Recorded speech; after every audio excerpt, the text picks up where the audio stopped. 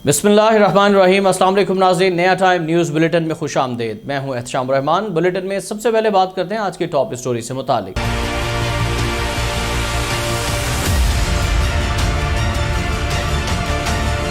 तो नाज़रीन, महंगाई की चक्की में पिसने वाले गरीब आवाम के लिए 2 वक्त की रोटी खाना भी महाल हो गया है। आटा महंगा होने के बाद नान भाइयों ने अज खुद रोटी 15 और नान 25 रुपए में फरोख्त करना शुरू कर दिया है, जिसके बायस लोगों को शदीद मुश्किलात का सामना है। आटा बहरान के पीछे कौन मुलविस है और हुकूमत नान भाइयों के दरमियान मामला तय क्यों नहीं कर पाई, और क्या आटा मजीद महंगा होने जा रहा है, इस बारे में बताएंगे आपको बुलेटिन के आखिर में। पहले आज की हेडलाइंस। चेयरमैन तहरीक इंसाफ का इंपोर्टेड हुकूमत के खिलाफ लॉन्ग मार्च के लिए जल्द कॉल देने का ऐलान। इमरान खान कहते हैं कि जेल तो बहुत छोटी चीज है, हम जान की कुर्बानी देने के लिए भी तैयार हैं। 30 साल लूट मार करने वाले चोर दोबारा मुसल्लत कर दिए गए, इनके खिलाफ तमाम केसेस खत्म हो गए। वज़ीर आज़म ने अमेरिका में भीख मांगकर पाकिस्तान को शर्मिंदा करा दिया। इश्तियाल अंगेज तकरीर और खातून जज को धमकियां देने का केस। इस्लामाबाद की सेशन अदालत ने इमरान खान की मुस्तकिल जमानत मंजूर कर ली। पुलिस दोनों मुकदमात में इमरान खान को गिरफ्तार नहीं कर सकती, अदालत का हुक्म। मुतनाज़ा ट्वीट्स करने पर सेनेटर आजम खान सवाती इस्लामाबाद से गिरफ्तार। सेशन अदालत ने PTI रहनुमा को 2 रोजा जिस्मानी रिमांड पर FIA के हवाले कर दिया। आइंदा समात पर मुल्जिम का मेडिकल करवा कर पेश करने का हुक्म। मुझे तशद्दुद का निशाना बनाया गया, आजम सवाती का इल्जाम। तहरीक इंसाफ के रहनुमाओं की मजम्मत। नेशनल ग्रिड में फनी खराबी से मुल्क भर में बिजली का बड़ा ब्रेकडाउन। कराची समेत सिंध के कई इलाकों में बिजली की फराहमी मुअत्तल। जनूबी पंजाब के कई शहर बिजली से महरूम। कैनब न्यूक्लियर पावर प्लांट की बिजली भी सिस्टम से निकल गई। जराये के मुताबिक नेशनल ग्रिड में खलल के बायस 6000 मेगावाट बिजली सिस्टम से आउट हुई। बहाली के लिए ऑपरेशन जारी।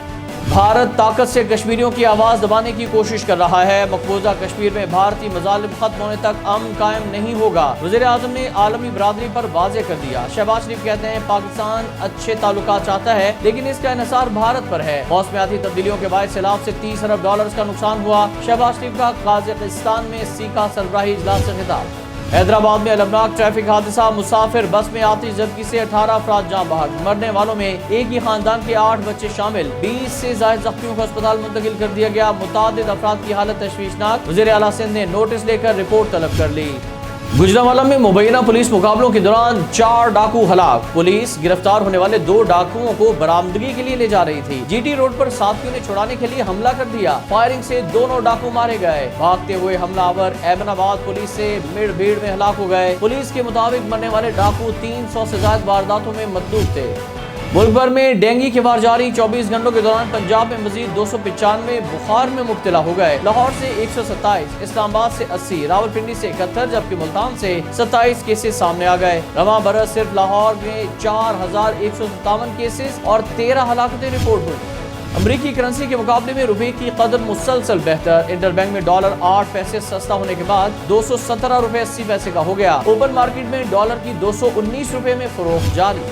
इटली में टेक ऑफ के बाद तैयारे का पहिया गिर गया। वीडियो सोशल मीडिया पर वायरल। बोइंग 747 ने जैसे ही उड़ान भरी, उसका एक व्हील अलग होकर जमीन पर आ गिरा। पहिया खुली जगह पर गिरने से कोई नुकसान न हुआ। मामले की इंक्वायरी शुरू। 6 मुल्क की सीरीज में पाकिस्तान की एक और कामयाबी। बांग्लादेश को 7 विकेटों से शिकस्त दे दी। क्राइस्टचर्च में कप्तान बाबर आजम और रिजवान की धुआंधार बल्लेबाजी। कौमी टीम ने आखिरी ओवर में 174 रन का हदफ हासिल किया। 69 रन बनाने वाले Mohammad Rizwan man of the match करार। सीरीज का फाइनल कल मेजबान न्यूजीलैंड और पाकिस्तान के दरमियान खेला जाएगा।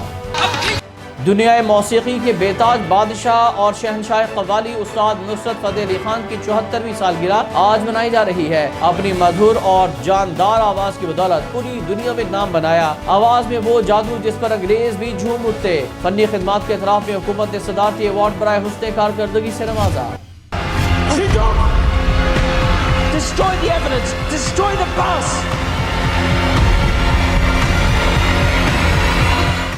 और जराइम का नेटवर्क तबाह करने वाले हैकर की जान को खतरा लाहक हो गया। हॉलीवुड की एक्शन फिल्म दी टेक ओवर का ट्रेलर जारी। फिल्म नवंबर में सिनेमाघरों की जीनत बनेगी।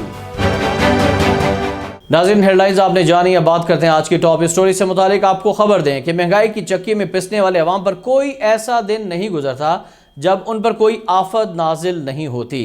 मौजूदा हुकूमत को इख्तिदार में आए 6 माह हो चुके हैं, मगर अवाम तो जैसे रिलीफ को तरस कर रह गए हैं। मुल्क में जारी आटा बहरान ने अवाम के लिए 2 वक्त की रोटी खाना भी महाल कर दिया है। नान भाइयों ने रोटी 15 रुपए और नान 25 रुपए में फरोख्त करना शुरू कर दिया है और ऐसा लग रहा है कि मुल्क में कोई कानून है ही नहीं। इस बारे में मजीद बात करते हैं एडिटर नया टाइम मलिक अरशद आसिम साहब से। अस्सलाम वालेकुम मलिक साहब, बहुत शुक्रिया। फरमाइएगा, आटा बहरान के पीछे कौन से अनासिर कार फरमा है और नान भाइयों ने खुद रोटी और नान महंगा कर दिया है? क्या हुकूमत उनके आगे घुटने टेक चुकी है या कोई फिर पूछने वाला है ही नहीं? जहाँ तक महंगाई का मामला है और आए रोज़ हम देखते हैं किसी न किसी चीज़ की कीमत बढ़ जाती है और नान भाइयों ने भी तो हद ही कर दी है कि रोटी की कीमत अचानक जो है वो उसमें 3 से 5 रुपए तक इजाफा किया है और नान की कीमत में भी 5 से 7 रुपए का इजाफा कर दिया है। अब देखा जाए तो जो प्राइस कंट्रोल कमेटियाँ हुकूमत ने बनाई वो क्या काम कर रही हैं, उनका किरदार क्या रह जाता है? इतने इनको पैसे दिए जाते हैं, इनकी मराद दी जाती हैं और वसाइल इस्तेमाल करने के बावजूद भी अगर प्राइस कंट्रोल कमेटियां जो हैं वो रोज़मर्रा इस्तेमाल की चीज़ों की कीमतें कंट्रोल नहीं कर पा रही तो फिर ये हुकूमत को भी सोचना चाहिए, इदारों को भी सोचना चाहिए कि वो टैक्सेस जो आवाम उनको पे कर रहे हैं उसके बदले में उन्हें क्या मिल रहा है। और जहाँ तक आटे की बात है तो इस वक्त मार्केट में आटा जो ब्लैक में फ़रोख्त हो रहा है, सबसे बड़ी जो बात हुई है वो ये हुई है कि जब हुकूमत ने ये ऐलान कर दिया कि वो आइंदा आने वाली जो फसल है गंदम की, इसकी कीमत में 1000 रुपये इजाफा कर रही है, तो इसके साथ ही जो जितने भी ब्रोकर थे और जो माफिया जो अक्सर देखते हैं कि जब भी कोई ऐसा मामला आता है तो वो चीज़ों को स्टॉक कर लेती है और फिर कीमतें साथ तक बढ़ जाती है कि आम आदमी की पहुंच से बाहर हो जाती हैं। अब ये हुकूमत को फैसला करना है कि वो आवाम को महंगाई की चक्की में उसने पिसते देखना है या फिर आवाम को रिलीफ देना है। मलिक साहब, सिंध हुकूमत की जानिब से गंदम की इमदादी कीमत बढ़ाने को बहरान की बड़ी वजह करार दिया जा रहा है। सैलाब से गंदम की बवाई मुतासिर होने का इम्कान है, तो क्या गंदम की नई फसल आने के बाद आटा आपके ख्याल में मजीद महंगा होगा? सिंध हुकूमत ने बहुत बड़ी चाल चली है। अगर उनकी बात की जाए और उनके मौक़िफ़ का जो है वो हवाला दिया जाए तो वो ये कहना चाह रहे थे, इसकी उन्होंने वजाहत भी की है तर्जमान जो सिंध हुकूमत हैं और जो मिनिस्टर है मुतलका, उनका ये कहना था कि उन्होंने लोगों को ये एहसास दिलाने की बात की है कि अगर सैलाब की वजह से उनकी फसलें तबाह हुई है तो आइंदा उन्होंने जो फसल गंदम की काश्त करनी है तो उसमें वो इतनी कीमत रख देंगे कि उनका जो है वो जो खसारा है, जो नुकसान है सैलाब की वजह से वो पूरा हो जाएगा। लेकिन उसका जो इम्पैक्ट हुआ है वो बहुत बुरा हुआ है पूरे पाकिस्तान पर। लोगों ने जो गंदम स्टॉक करना शुरू कर दिया और इसको ब्लैक में सेल करना शुरू कर दिया और जो आटा मुख्तलिफ जगहों पर स्टॉक किया हुआ था उसे सिंध की तरफ भिजवाना शुरू कर दिया और फिर जब ये गंदम ब्लैक में फ़रोख्त जो होना शुरू हुई है और आटा भी ब्लैक में फ़रोख्त होना शुरू हुआ है तो उससे एकदम जो कीमतें हैं वो बढ़ गई हैं। अब देख रहे हैं कि मार्केट चाहे वो बलूचिस्तान की हो, सिंध की हो या पंजाब और खैबर पीके की, हर जगह पर आटे की किल्लत जो है वो सामने आ रही है और रोटी की कीमतों में आए रोज़ मुसलसल इजाफा देखने को मिल रहा है। अब ये भी कुछ लोगों का ये कहना है कि कुछ अरसे के बाद यही जो रोटी और नान की कीमत है ये 50 रुपये भी क्रॉस कर जाएगी। अगर ये इसी तरह से मामलात रहते हैं तो फिर आम आदमी जिसकी 1000-1200 रुपये वो जो दिहाड़ीदार तबका है उनका गुजारा करना तो बहुत ही मुश्किल हो जाएगा। जी, बहुत शुक्रिया आपका मलिक अरशद आसिम साहब, आपने तमाम तर तफसीलात से हमारे नाज़रीन को आगाह किया, अपडेट किया। नाज़रीन, नया टाइम न्यूज़ बुलेटिन से फिल वक्त इतना ही। मज़ीद खबरों के लिए आप मुलाहिज़ा फरमा सकते हैं हमारी वेबसाइट www.nayatime.com। एहतशाम रहमान को इजाज़त दीजिएगा। अल्लाह हाफिज़।